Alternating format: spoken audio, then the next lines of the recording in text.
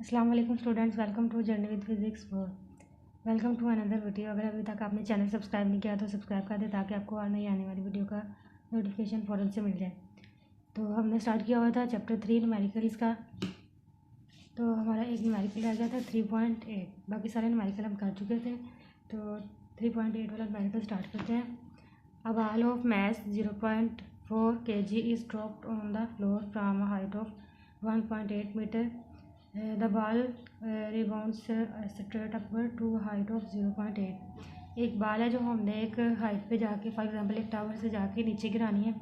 तो उस बॉल का मैस है 0.4 kg। जिस हाइट मतलब वो जाके ज़मीन से टकराती है, वो जो ऊपर से नीचे तक हाइट है वो है 1.8 मीटर। लेकिन जब दोबारा बॉल रीबाउंड होके तो दोबारा ऊपर की तरफ मूव करेगी तो उसकी जब हाइट होगी वो हमारे पास होगी 0.8। देखिए, जिस हाइट से आपने बाल को नीचे फेंका है, लेकिन जब दोबारा बाल बाउंड करके ऊपर जाएगी लेकिन उतनी हाइट नहीं होगी, इसलिए इसकी हाइट 0.8 कम हो जाएगी। What is the magnitude and direction of the impulse applied to the ball by the floor? अब जब दोबारा बाल बाउंड करके ऊपर की तरफ जाएगी तो उसकी इम्पल्स क्या होगी? इम्पल्स होती है सडन फोर्स, जो एक लम्हे के लिए प्रोड्यूस होती है ऑब्जेक्ट और सरफेस के दरमियान। जैसे बॉल और अर्थ के दरमियान जो फोर्स प्रोड्यूस होगी, तो सडन फोर्स जो एक लम्हे के लिए होगी वो होती है हमारे पास इम्पल्स। वो हमने फाइंड करनी है और उसकी डायरेक्शन भी हम फाइंड करेंगे। तो सबसे पहले गिवन डाटा लिख लेते हैं। हमारे पास मैथ था 0.4 kg, हमने लिख दिया। तो जिस हाइट से वो बाल नीचे आ रही है वो होगी हमारे पास H1, वो होगी 1.8 मीटर। लेकिन वही अगर बाल दोबारा बाउंस बैक होकर ऊपर की तरफ जाएगी तो उसकी हाइट होगी H2 0.8। वो हाइट कम हो जाएगी क्योंकि जिस हाइट से हमने गिराया उतनी तो हाइट वो तक नहीं ना पहुंच सकेगी दोबारा। तो हमारे पास जो जब बाल को नीचे गिराया तो तब ग्रेविटेशनल एक्सेलरेशन भी उसमें इन्वॉल्व होगी और हमारे पास जो कि वैल्यू होती है 10, ये आपने याद रखनी है। हमने दो चीज़ें फाइंड करनी है, direction of impulse and magnitude of impulse. ये आपने law of conservation of momentum में से पहले एक लॉ क्वेश्चन था हमारे पास, चेंज इन मोमेंटम, वो आपने पढ़ा होगा। ये फार्मूला वहाँ से हमने लिया, change in momentum equals to force cross change in time. तो ये कुछ इस तरह से भी फार्मूला होता है, force equals to change in momentum with respect to change in time. तो यहाँ से हमने ये फार्मूला यूज़ करेंगे मैग्नीट्यूड निकालने के लिए। किसकी? इम्पल्स की। इसको हम इक्वेशन 1 का नाम दे देते हैं। सबसे पहले हम क्या फाइंड करेंगे? वेलोसिटी फाइंड करेंगे। हमारे पास वेलोसिटी तो है नहीं है जिस वेलोसिटी से हम बाल दोबारा ऊपर की तरफ आएगी। जब इनिशियली आपने नीचे फेंका तब तो आपके हाथ में थी, तो उसकी इनिशियल वेलोसिटी v 0 हुई। लेकिन जैसे ही आप छोड़ेंगे तो उसकी फाइनल जो वेलोसिटी है वो डाउनवर्ड डायरेक्शन में क्या होगी वो हम फाइंड करेंगे। Velocity when hitting the ground, जब ज़मीन से टकराती है बाल तो उसकी वेलोसिटी कितनी होगी? तो हम फार्मूला यूज़ करेंगे। हमारे पास ये था थर्ड इक्वेशन ऑफ मोशन का फार्मूला, जो हमने चैप्टर 2 में भी पढ़ा था, ताकि हम फाइनल वेलोसिटी फाइंड कर सकें। तो हमारे पास एक्सेलरेशन जो है उसकी जगह पे हम ग्रेविटेशनल एक्सेलरेशन पुट कर सकते हैं क्योंकि हाइट इन्वॉल्व है उसमें। तो जो फर्स्ट हम ग्राउंड से जब टकरा रही है बाल तो तब हमारी हाइट जो हम लेंगे वो H1 लेंगे, और ये फाइनल वेलोसिटी और ये होगी इनिशियल वेलोसिटी। तो जी की वैल्यू हमारे पास 2 एज इट इज़, जी की वैल्यू 10, हाइट 1 हमारे पास जो हमने ली थी 1.8, वो हमने यहाँ पे पुट कर दी। तो फाइनल वेलोसिटी हमने फाइंड करनी है। इनिशियल वेलोसिटी जब बॉल आपके हाथ में थी तो वो 0 थी, वो हमने 0 पुट कर दी। इन सबको कैलकुलेटर से मल्टीप्लाई करेंगे तो 36 आएगा आपके पास।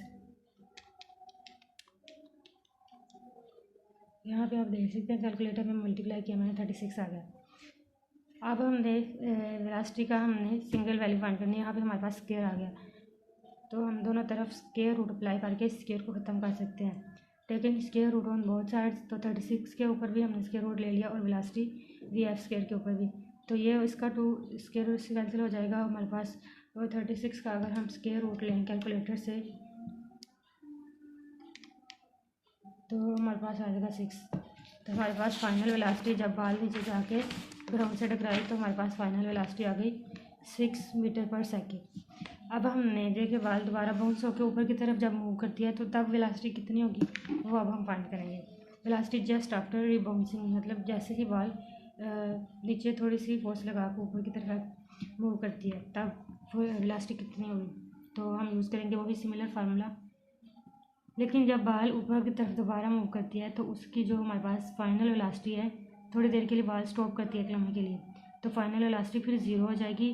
तब हमने फाइंड करनी है इनिशियल वेलोसिटी, यानी कि दोबारा हाइट पर जाने के लिए, जाने तक उसकी वेलोसिटी कितनी रही। तो वो हम फाइंड करेंगे। जी की टू एज इट इज़, जी की वैल्यू 10 और हाइट h2, जब दोबारा बाल ऊपर गई तो h2 की वैल्यू 0.8 हमारे पास, वो हमने पुट कर ली। फाइनल वेलोसिटी 0 हो गई, इनिशियल वेलोसिटी हमने फाइंड करनी थी।